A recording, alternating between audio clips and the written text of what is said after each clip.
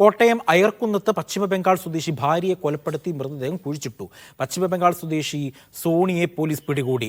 ഭാര്യ അൽപ്പനയെ കാണാനില്ലെന്ന് കാണിച്ച് പ്രതി പോലീസിൽ പരാതി നൽകിയിരുന്നു.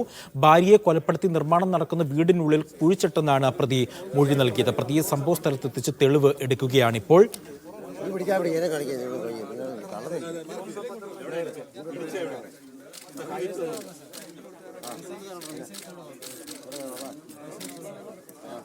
ജോസി ബാബു ഉണ്ട് വിവരങ്ങൾ നൽകാനായി. ജോസി, ഈ പ്രതിയുമായി ഇപ്പോൾ തെളിവെടുപ്പ് നടത്തുകയാണോ?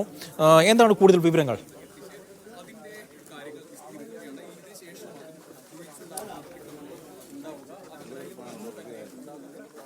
അജി, ഈ സംഭവ സ്ഥലത്ത് അയർക്കുന്നത്ത് എടപ്പാനിൽ നിർമ്മാണം നടക്കുന്ന വീട്ടിൽ എത്തിച്ചാണ് ഇപ്പോൾ പ്രതിയുമായി ഈ മൃതദേഹം എവിടെയാണ് പ്രതി കുഴിച്ചിട്ടെന്നുള്ള കാര്യം പോലീസ് പരിശോധിക്കുന്നത്. വീടിന്റെ പലയിടങ്ങളിലും പ്രതി യുവതിയുമായി പോയത്, ഭാര്യയുമായി പോയ സ്ഥലങ്ങൾ കാണിക്കുന്നുണ്ട്. ഈ മാസം 14-ാം തീയതി രാവിലെ 7:10 ഭാര്യയുമായി ഈ നിർമ്മാണം നടക്കുന്ന സ്ഥലത്തേക്ക് ഈ പ്രതി സോണി വരുന്നതിന്റെ ദൃശ്യങ്ങൾ പോലീസിന് ലഭിച്ചിരുന്നു. തിരികെ പോകുമ്പോൾ 7:45 തിരികെ പോകുമ്പോൾ സോണി ഒറ്റയ്ക്ക് മാത്രമാണ് തിരികെ പോയത്.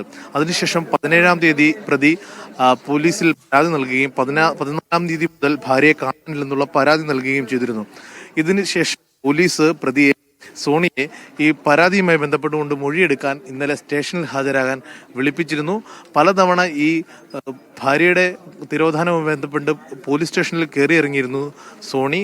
അതിനുശേഷം സോണി ഇന്നലെ മൊഴിയെടുക്കാൻ വരാത്തതിനെ തുടർന്ന് പോലീസ് അന്വേഷിച്ചപ്പോൾ ഇയാൾ യാത്ര ചെയ്യുകയാണെന്ന് മനസ്സിലായി. അങ്ങനെ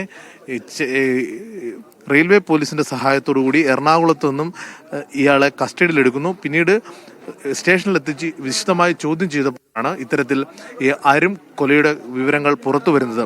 ഭാര്യയ്ക്ക് മറ്റൊരാളുമായി ബന്ധമുണ്ടെന്ന സംശയമാണ് കൊല നടത്താൻ കാരണമായതായി പ്രതി പറയുന്നത്. ഭാര്യയെ ഏത് രീതിയിലാണ് കൊലപ്പെടുത്തിയതടക്കമുള്ള കാര്യങ്ങൾ പോലീസ് വിശദീകരിച്ചിട്ടില്ല, അല്ലെങ്കിൽ പുറത്തുവിട്ടിട്ടില്ല. അക്കാര്യങ്ങളൊക്കെ അടക്കം പോലീസ് കടക്കുകയാണ്. എന്തായാലും ഇപ്പോൾ ഈ നിർമ്മാണത്തിലിരിക്കുന്ന ഈ വീട്ടിൽ അടുത്ത ദിവസം തന്നെ ഇതിന്റെ വീടിന്റെ ഹൗസ് വാമിംഗ് ചടങ്ങുകൾ നടക്കാനിരിക്കുകയാണ്. കഴിഞ്ഞ ദിവസം സ്ഥലത്ത് മണ്ണിടുന്ന ജോലിയുമായി ബന്ധപ്പെട്ടുകൊണ്ട് ഈ പ്രതി എത്തിയിരുന്നു. അതാണ് ഈ സ്ഥലത്ത് ഈ മൃതദേഹം കുഴിച്ചിടാനും ഭാര്യയുടെ എത്തിച്ച് കൊലപ്പെടുത്തുവാനും ഇയാളെ ചിന്തിപ്പിച്ചതും പ്രേരിപ്പിച്ചതും.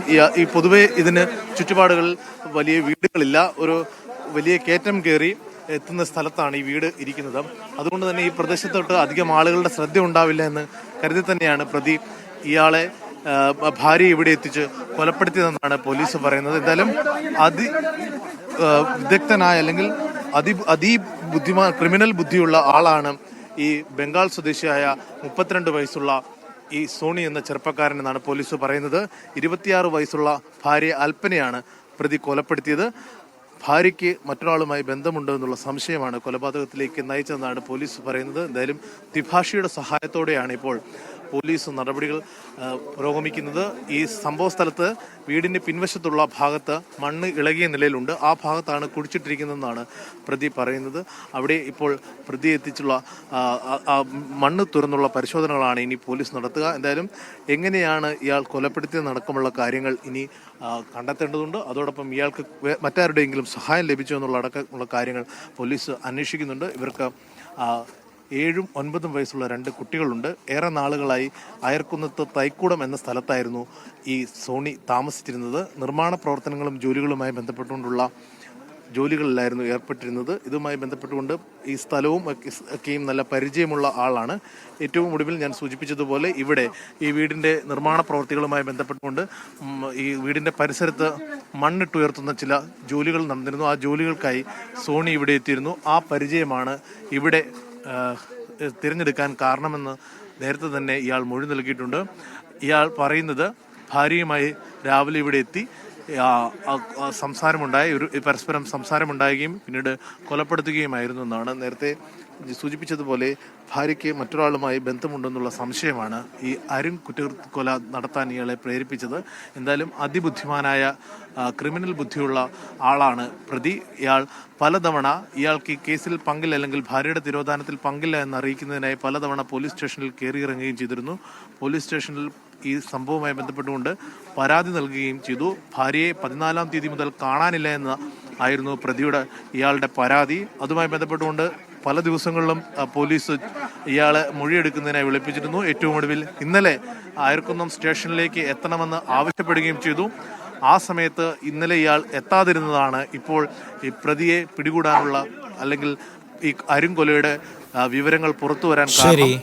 പ്രതി ഹാജരാകാത്തതിനെ തുടർന്ന് പ്രതിയുടെ ഫോൺ ടവർ ലൊക്കേഷനുകൾ പരിശോധിച്ചപ്പോൾ ഇയാൾ എറണാകുളത്തേക്ക് മക്കളുമൊത്ത് യാത്ര ചെയ്യുകയാണെന്ന് മനസ്സിലായി. അങ്ങനെ റെയിൽവേ പോലീസിന്റെ സഹായത്തോടെയാണ് കസ്റ്റഡിയിലെടുത്തത്. എന്തായാലും അല്പസമയത്തിനകം ഈ മണ്ണ് തുരന്നുള്ള പരിശോധനകൾ തുടങ്ങും. അതിനു മുമ്പായി ഈ ഭാഗം മറയ്ക്കുന്നതിനായി പോലീസ് നടപടികൾ സ്വീകരിക്കുകയാണ്.